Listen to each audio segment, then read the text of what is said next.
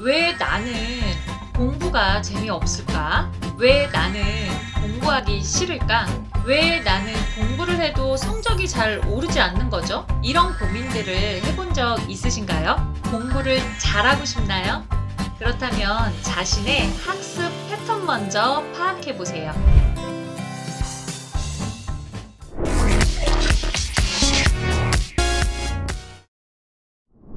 안녕하세요. 아낌없이 주는 강사 아주강TV입니다. 왜 나는 공부가 재미없을까? 왜 나는 공부하기 싫을까? 왜 나는 공부를 해도 성적이 잘 오르지 않는 거죠? 이런 고민들을 해본 적 있으신가요? 그렇다면 오늘 끝까지 시청해 주신다면 자기 이해를 하는데 자신의 학습 패턴을 파악하는 데 많은 도움이 될 거라 생각합니다. 끝까지 시청해 주세요. 오늘은 여러분들한테 숫자를 먼저 보여드리고 시작하려고 합니다. 제가 숫자를 마구마구 섞인 숫자를 보여드리면 1부터 순서대로 숫자를 찾으실 거예요.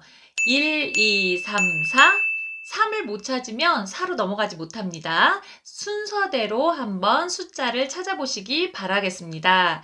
제가 10초만 보여드릴 거예요. 10초 동안 최대한 빠른 속도로 숫자를 순서대로 찾아보십시오. 5, 4, 3, 2, 1.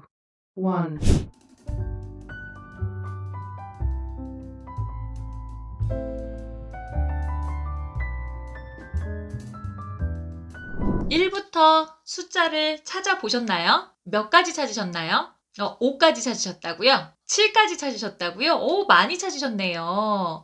그런데 제가 보여드린 숫자에는 사실 패턴의 비밀이 숨어 있었습니다. 제가 숫자의 패턴의 비밀을 알려드릴 겁니다. 그러면 그 숫자의 패턴대로 다시 한번 찾아볼 거예요. 이 숫자의 패턴 비밀은 상단 1부터 1, 2, 3, 4, 5, 6, 7, 8, 9, 10, 11, 12, 13, 14, 15 이런 식으로 위의 상단부터 순서대로 숫자가 나열되어 있었습니다. 다시 같은 방법으로 10초 동안 숫자를 순서대로 찾아보도록 하겠습니다.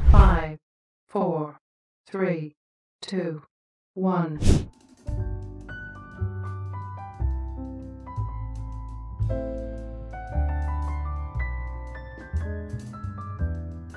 숫자의 패턴의 비밀을 알고 나니 숫자 찾는데 쉬웠나요? 숫자 패턴을 알고 나니 다음 숫자 예측이 가능했나요? 네, 맞습니다. 패턴을 알고 나니 예측도 가능했고 다음 숫자를 찾는데 도움이 되었습니다. 이 숫자의 패턴이 필요하시다면 아래에 링크를 걸어 놓을 테니 링크를 다운받으시면 되겠습니다. 이렇게 숫자의 패턴처럼 사람마다 개개인의 생활 패턴이 있고 학생들이 공부하는 공부 습관 패턴이 있습니다. 예를 들어 수학 시간에 나는 수학이 어렵고 힘든 친구들은 수학 시간에 선생님만 들어오는 모습만 보더라도 에이 나는 수학 공부는 하기 싫어 하고 책상에 엎드려서 잠을 자는 친구들을 종종 볼 수가 있습니다. 학교에 가면 벌써 초등학교 5학년만 돼도 수포자 학생들을 찾아볼 수가 있는데요. 나는 어려운 수학은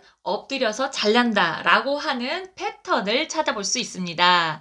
하지만 어떤 학생은 수학 시간에 아무리 어렵고 힘들어도 엎드려 자지는 않으련다 라고 하는 굳건한 각오로 끝까지 선생님과 눈맞춤을 하면서 자지 않으려고 하는 태도의 학생들도 찾아볼 수 있습니다. 이런 것이 나의 학습 습관 패턴이 되겠습니다. 학업 성취도를 올리기 위해서는 공부만 무작정 열심히 한다고 쉽게 성적이 오르는 것이 아니라 학습에 대한 동기, 학습을 촉진시킬 수 있는 정서, 그리고 나에게 딱 알맞는 학습 전략이 있어야 합니다. 이렇게 동기, 정서, 학습 전략 이 세 개의 사이클이 3박자가 척척척 맞았을 때 학업 성취도를 향상시킬 수 있습니다. 먼저 동기를 보도록 하겠습니다.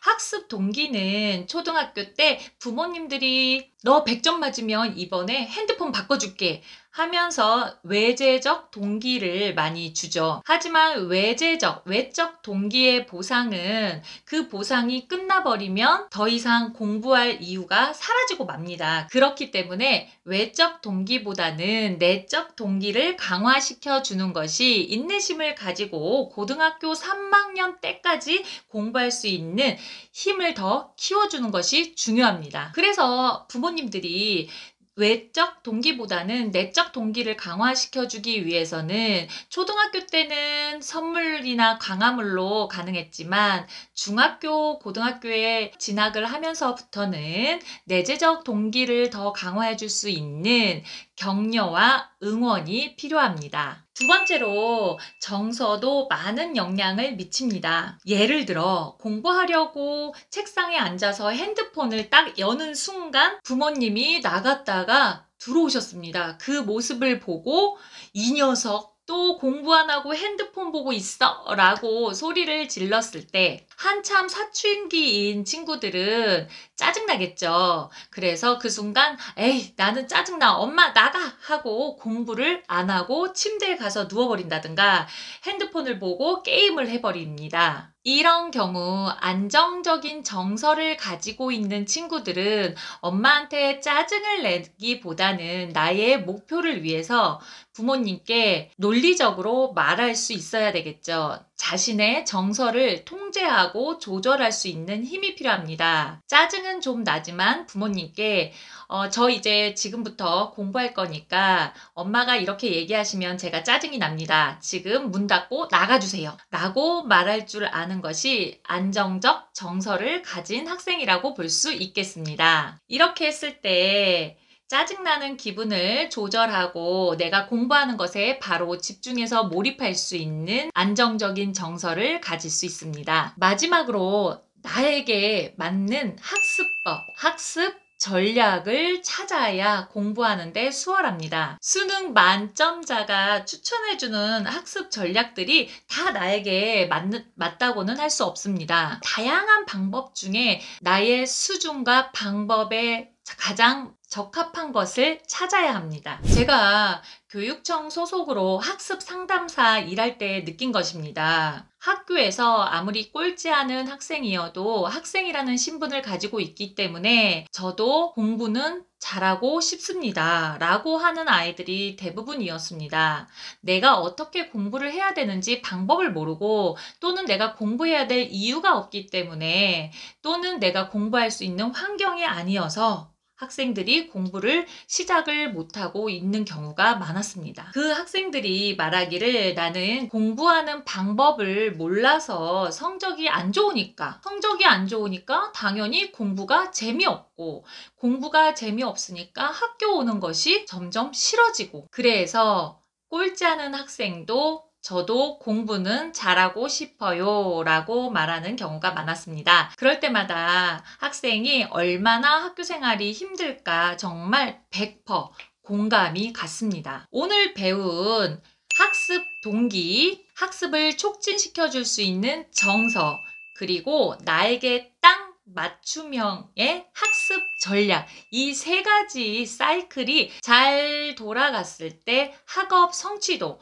학업 성적을 올릴 수가 있습니다. 이 영상을 학생들이 직접 보는 경우도 있고 제가 유튜브 통계 자료를 분석해 보니까 학부모님들이 많이 보시더라고요. 학생들이 직접 보는 경우에는 제가 이야기하는 다양한 학습법들을 그냥 무조건 시작해 보시기를 추천해 드리고요. 학부모님들이 보고 계시다면 아이들에게 설명하려는 순간 잔소리라고 생각하기 때문에 잔소리보다는 아이들이 스스로 하는 모습이 조금이라도 1%라도 더 향상된 모습으로 보였다. 그러면 아낌없는 격려와 응원을 해주시기 바라겠습니다. 또는 이 영상을 추천해주는 것도 좋죠. 오늘도 도움이 되셨다면 구독과 좋아요 그리고 댓글로 질문해 주시면 언제든지 답글로 보답하겠습니다. 감사합니다. 다음 시간에는 자신의 학습 패턴을 분석하는 시간으로 나의 학습 방해 환경을 파악하여 어떻게 분석하는지 알려드리도록 하겠습니다.